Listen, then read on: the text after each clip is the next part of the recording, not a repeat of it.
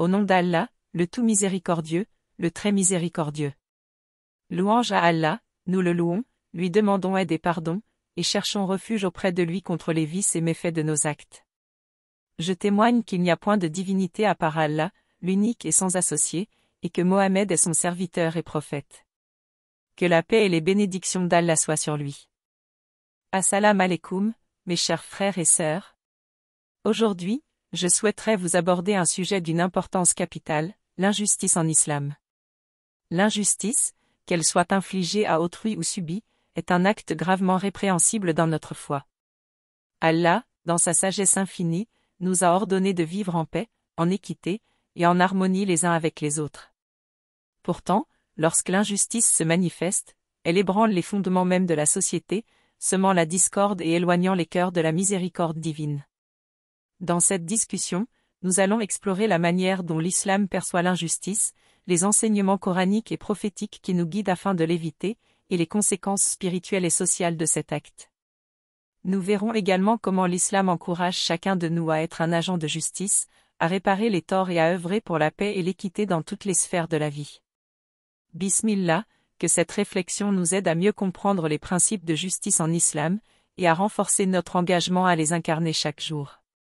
L'islam condamne fermement l'injustice sous toutes ses formes, et enjoint les croyants à être justes et équitables en toutes circonstances. L'injustice est un péché grave qui entraîne, non seulement des conséquences dans ce monde, mais aussi dans l'au-delà. Voici quelques points clés sur ce que l'islam dit concernant l'injustice. 1. Interdiction de l'injustice. L'injustice est strictement interdite en islam. Allah dit dans le Coran, dans la sourate An-Nisa. Allah vous commande de rendre les dépôts à leurs ayants droit, et quand vous jugez entre les gens, de juger avec équité. Dans le verset 58 de la sourate An-Nisa, Allah ordonne de rendre fidèlement les biens ou les responsabilités confiées à leurs légitimes propriétaires. Il exhorte également à juger avec justice et équité lorsque l'on est appelé à résoudre des différends entre les gens. Ce verset souligne l'importance de l'intégrité et de la justice dans les relations humaines, en accord avec les principes islamiques. Cela montre que la justice est une valeur fondamentale dans l'islam, et qu'il est essentiel de traiter les autres avec équité. 2. L'injustice est un grand péché. Le prophète Muhammad, paix et bénédiction sur lui, a dit : Craignez l'injustice, car l'injustice sera ténèbres le jour du jugement. Rapporté par Sahih Muslim. Le prophète Muhammad, paix et bénédiction sur lui, a averti que l'injustice, ou le fait de traiter les autres de manière injuste, entraînera des ténèbres et des difficultés lors du jour du jugement. Ce hadith souligne la gravité de l'injustice et la nécessité de l'éviter pour ne pas en subir les conséquences dans l'au-delà. 3. L'injustice entre les gens. L'islam interdit toute forme d'injustice envers les autres, que ce soit par des actions, des paroles ou des décisions injustes. Le prophète Muhammad, paix et bénédiction sur lui, a dit : Allah a dit : Ô, mes serviteurs, je me suis interdit l'injustice à moi-même, et je l'ai interdite entre vous, donc ne vous opprimez pas les uns les autres. Rapporté par Sahih Muslim. Le prophète Muhammad, paix et bénédiction sur lui, rapporte qu'Allah a déclaré s'être interdit l'injustice, et l'a également interdite entre les êtres humains. Il exhorte donc les gens à ne pas se faire du tort mutuellement. Ce hadith met en avant l'importance de l'équité, et de l'interdiction de l'oppression dans les relations humaines. 4. La responsabilité des dirigeants. Ceux qui sont en position d'autorité sont particulièrement mis en garde contre l'injustice.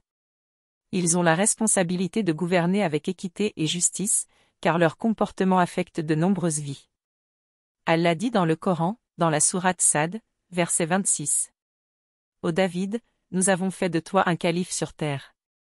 Juge donc entre les gens en toute justice, et ne suis pas la passion, elle t'égarerait du sentier d'Allah. Dans la sourate Sad, Allah rappelle au prophète David, paix et salutations sur lui, qu'il l'a établi comme dirigeant sur terre. Il lui ordonne de juger les gens avec justice, et de ne pas se laisser guider par ses passions, car cela pourrait le détourner du droit chemin. Ce verset souligne l'importance de la justice, et de l'impartialité pour ceux qui détiennent le pouvoir. 5. Le recours contre l'injustice. L'islam encourage les croyants à lutter contre l'injustice, et à défendre les opprimés. Le prophète Muhammad, paix et bénédiction sur lui, a dit : Aidez votre frère, qu'il soit oppresseur ou opprimé. Les compagnons demandèrent. Ô messager d'Allah, nous savons comment aider l'opprimé, mais comment pouvons-nous aider l'oppresseur? Il répondit. En l'empêchant d'être injuste.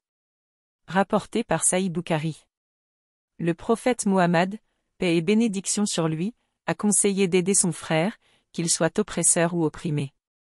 Les compagnons, surpris, demandèrent comment aider un oppresseur. Le prophète expliqua que cela consiste à l'empêcher de commettre des injustices. Ce hadith souligne l'importance de stopper l'injustice, même si cela implique de corriger quelqu'un de proche. 6. Appliquer la justice même envers les ennemis. L'islam enseigne qu'il faut être juste, même envers ceux qui sont hostiles. Allah dit dans le Coran, dans la sourate Al-Maïda. Ô vous qui avez cru, soyez stricts dans l'équité, et témoins véridiques de ce qu'Allah a prescrit. Que la haine pour un peuple ne vous incite pas à être injuste. Pratiquez l'équité, cela est plus proche de la piété. Dans la sourate Al-Maïda, verset 8, Allah ordonne aux croyants d'être fermes dans la justice, et de témoigner avec vérité selon les prescriptions divines. Il avertit que la haine envers un groupe ne doit pas les conduire à l'injustice. Au contraire, il leur est recommandé de pratiquer l'équité, car cela est plus conforme à la piété. Ce verset met en avant l'importance de la justice impartiale, même en présence de sentiments négatifs.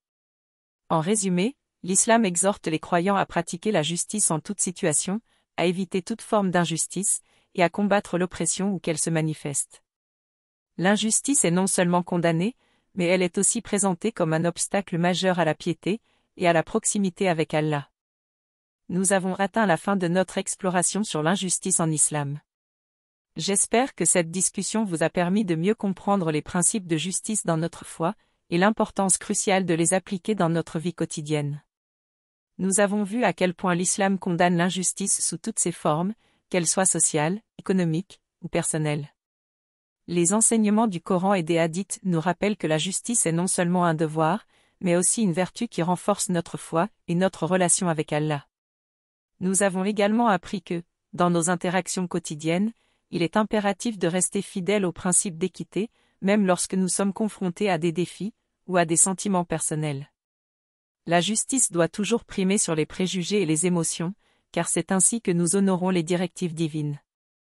Je vous encourage à réfléchir sur ce que vous avez appris aujourd'hui, et à mettre en pratique ces enseignements dans vos vies. Soyons des exemples de justice, de compassion, et d'intégrité pour notre communauté et au-delà. Mes chers frères et sœurs, si mes propos ont pu vous offenser d'une quelconque manière, je vous demande sincèrement pardon au nom d'Allah.